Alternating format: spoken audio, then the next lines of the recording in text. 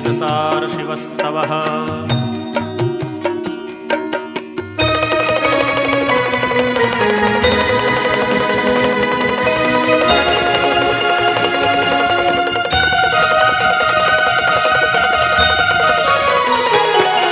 पशूनां पतिं पापनाशं परेशं गजेन्द्रस्य कृत्तिं वसानं वरेण्यं जटाजूटमध्ये स्फुरद्गाङ्गवारिं महादेवमेकं स्मरामि स्मरारिम्।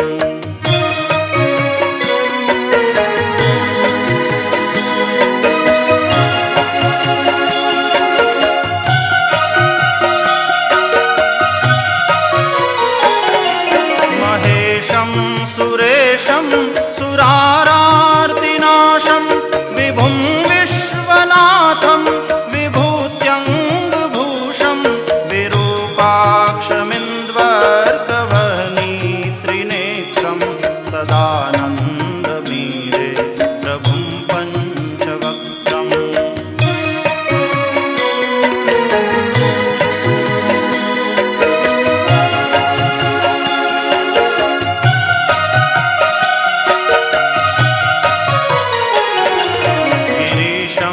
गणेशं गले नीलवर्णं गवेन्द्राधिरूढं गणातीतरूपं भवं भास्वरं भस्मनाभूषिताङ्गं भवानीकलत्रं भजे पञ्चवक्त्रम्।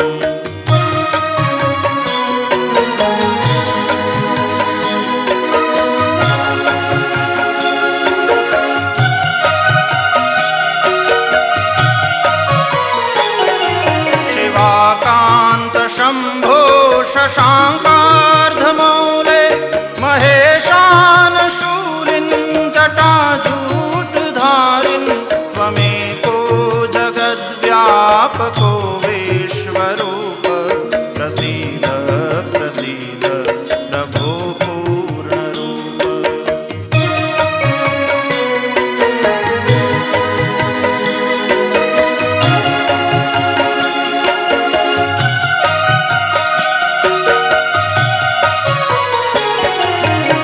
आत्मानमेकं जगद्बीजमाद्यं निरीहं निराकारमोङ्कारवेद्यं यतो जायते पाल्यते येन विश्वं तमीशं भजे लीयते यत्र विश्वम्।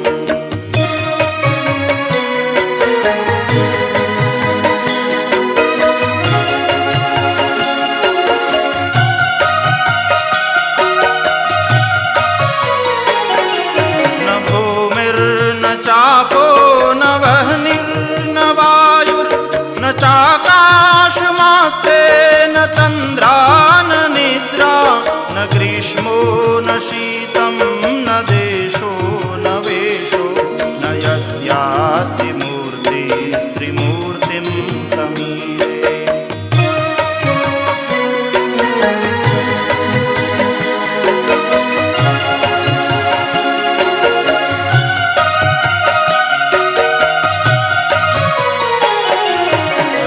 शाश्वतं कारणं कारणानां शिवं केवलं भासकं भासकानां तुरीयं तमः पारमाद्यन्तहीनं प्रपद्ये परं पावनं द्वैतहीनम्।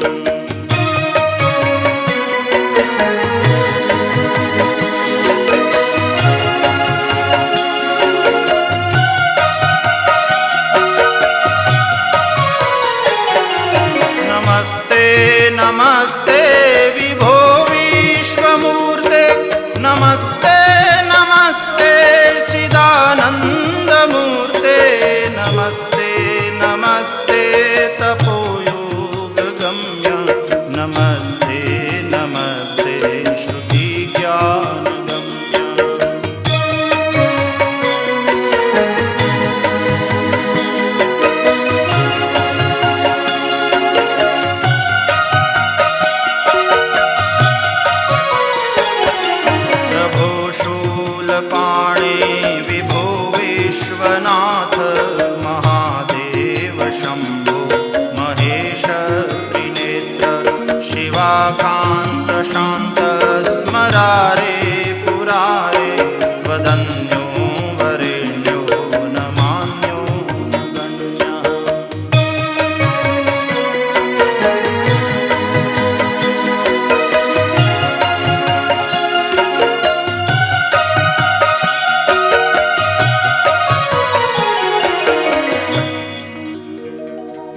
शम्भो महेश करुणामय शूलपाणे गौरीपते पशुपते पशुपाशनाशिन्